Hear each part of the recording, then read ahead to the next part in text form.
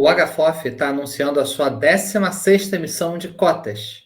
Porém, na 15ª, que encerrou há menos de 3 meses atrás, ele não captou 5% do que estava previsto. Será que faz sentido ele fazer uma nova emissão agora? Quer entender isso melhor? Então vem comigo.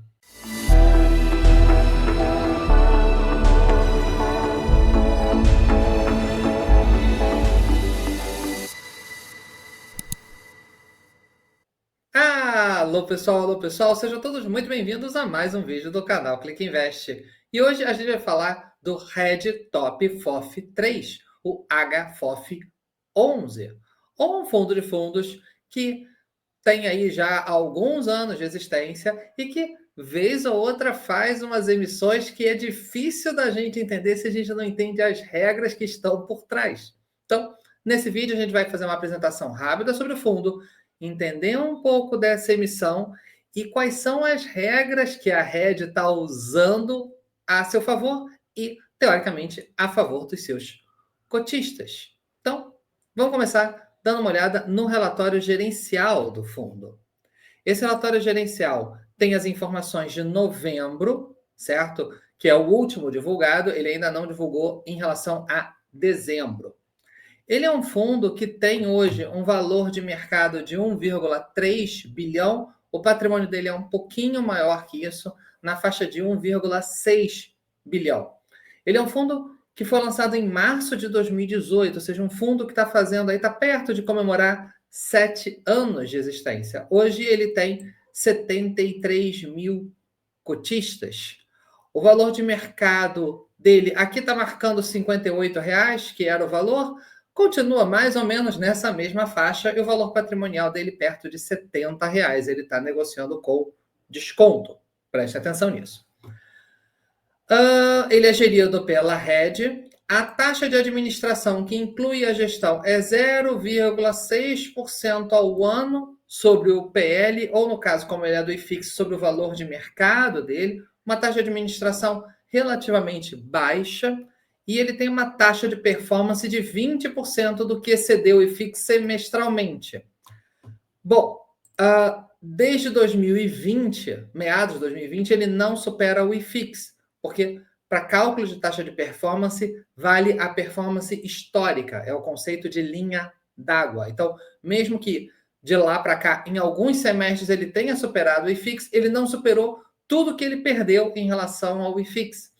Então, ele ainda teria que avançar aí pelo menos uns 35% para conseguir ultrapassar o que ele está defasado em relação ao IFIX desse último semestre positivo, que foi de meados, né, o primeiro semestre de 2020. Então, ele está já há 4 anos sem pagar a taxa de performance. O código de negociação dele é HFOF 11, como a gente mencionou, ele é para público geral.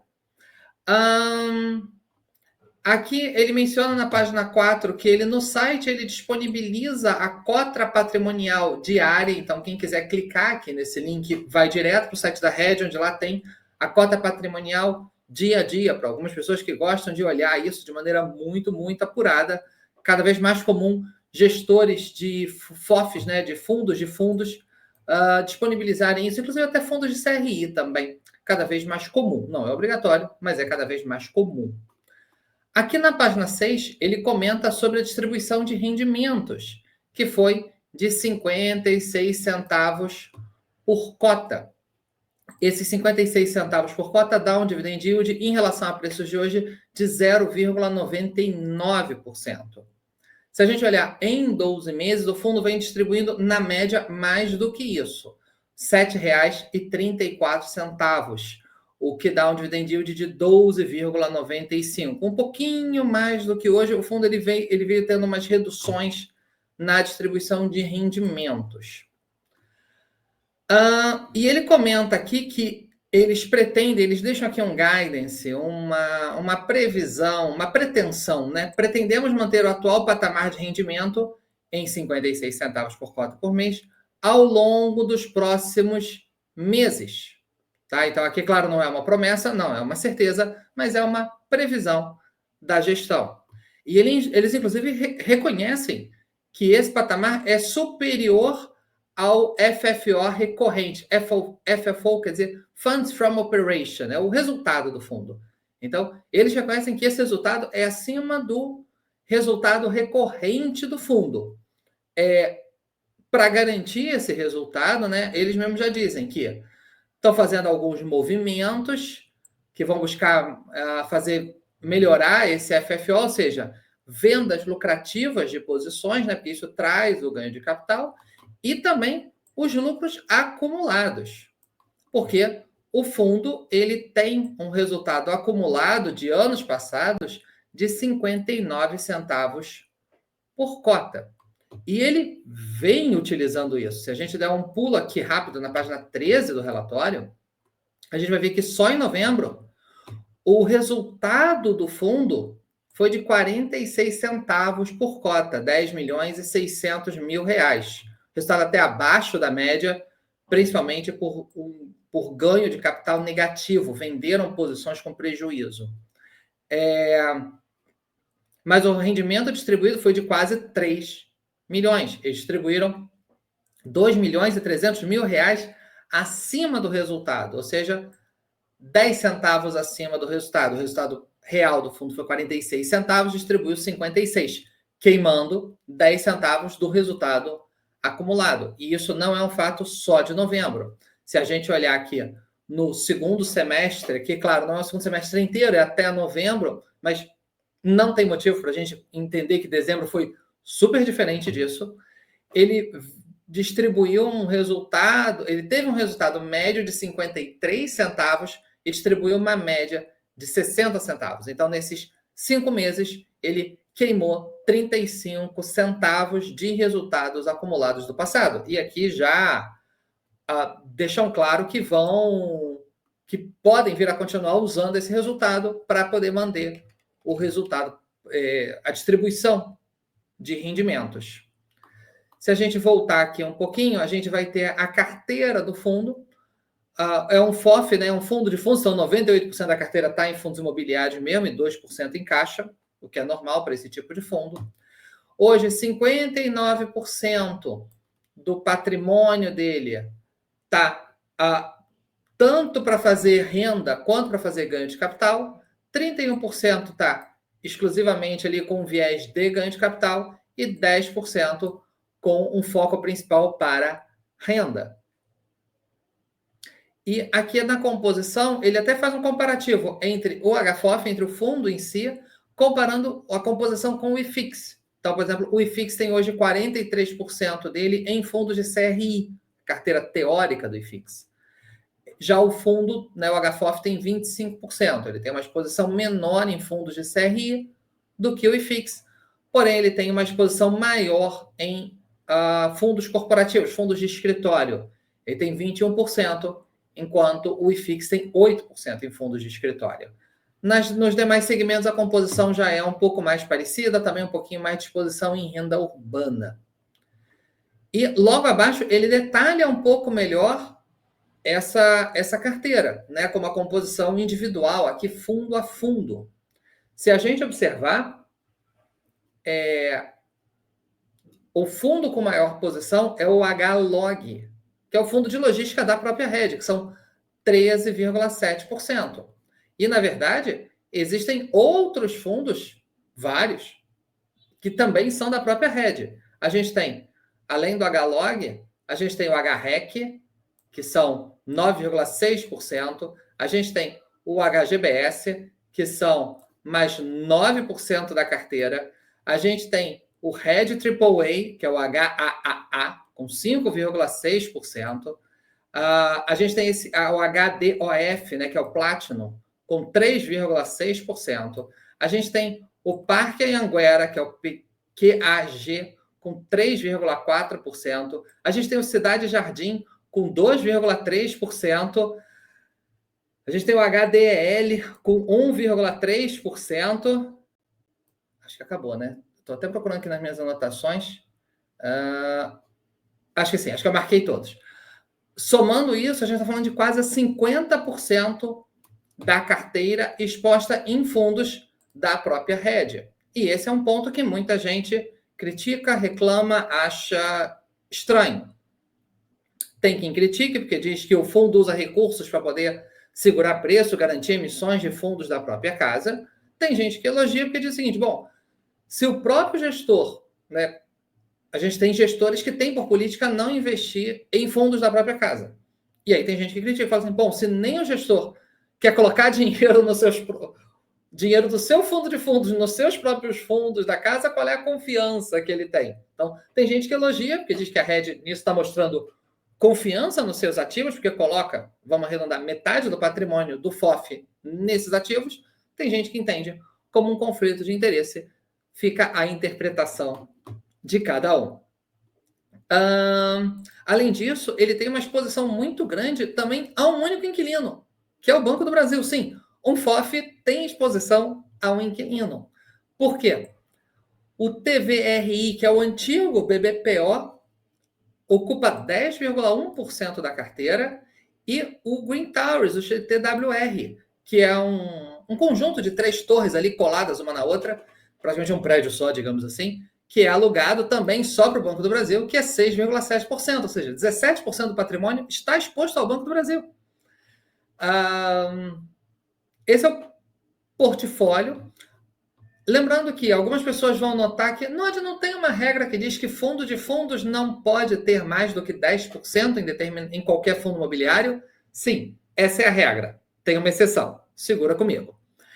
E se a gente voltar aqui um pouquinho aqui na página 9, ele mostra aqui que hoje o fundo negocia com 20% de desconto em relação à sua cota patrimonial, mas a cota patrimonial, na verdade, é o quê? É o valor de mercado dos fundos imobiliários que ele tem em carteira. Fundos esses, muitos deles, que também estão descontados. Então, ele mostra aqui essa que ficou chamado no mercado de dupla camada de desconto, né? Se os fundos que o HFOF tem em carteira chegarem nos seus valores patrimoniais e o HFOF, né, porque isso aumenta a cota patrimonial do HFOF, e o HFOF chegar na sua cota patrimonial, ele teoricamente chegaria a mais de R$ 93, um upside aí de 60%. Ele até coloca aqui embaixo quais são os setores que estão mais descontados, né? Que é o corporativo mesmo, depois seguido pelo de shoppings. Os menos descontados é os CRIs e renda urbana. E que ele coloca o upside potencial de cada segmento desse, totalizando essa média de 60%. Esse é o fundo. Agora vamos falar da emissão. A emissão, ela é só para investidores profissionais e para quem já é cotista do fundo. Porém, o tamanho dela e o preço dela chamam a atenção, e com toda razão.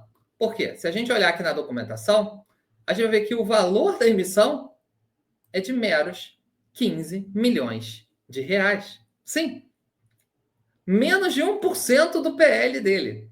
O PL dele é de 1 bilhão e 600 milhões, a emissão é de 15 milhões. Não dá 1% do tamanho. Por que um fundo faria uma emissão de 1% do seu tamanho para crescer só 1%? Tem motivo. O preço da emissão, R$ 69,96, que é o valor patrimonial do fundo. Então, teoricamente, não é uma emissão dilutiva, não é uma emissão que agride o valor patrimonial. E custos de distribuição extremamente baixos, de 17 centavos. Então, para quem quiser participar, tem que pagar R$ 70,13. E aí você vai falar assim, peraí, Nod, mas não faz sentido. Porque se o fundo está cotado hoje a R$ 56,00 e quebrados, por que alguém vai participar? Realmente, para alguém como eu e você, que somos investidores de varejo, não faz sentido nenhum. Se a gente quer aumentar a posição nesse fundo, ou iniciar a posição nele, o que seja, é só entrar no home broker e ele vai comprar, e vai comprar muito mais barato. Existem 2 argumentos. O primeiro existem alguns investidores institucionais, fundos de previdência, alguns players institucionais, alguns fundos multimercado, etc., que não podem comprar e vender não podem comprar em bolsa de valores. Teoricamente podem vender, mas não comprar.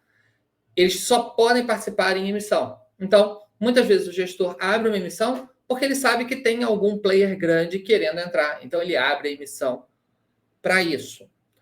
O que aqui, na minha concepção, não é o caso. E existe o segundo motivo, que é o seguinte. Lembra quando a gente falou daquela regra de enquadramento ou desenquadramento? Que um fundo imobiliário, um FOF, e um fundo CRI também, não pode ter mais do que 10% de exposição em nenhum ativo? Existe uma exceção, que está no próprio relatório. Uma mera lembrança. Em linha com o regulamento do fundo, este detém período de até 180 dias, contado do encerramento de cada emissão de cotas para enquadramento. Sim, isso é uma regra da CVM.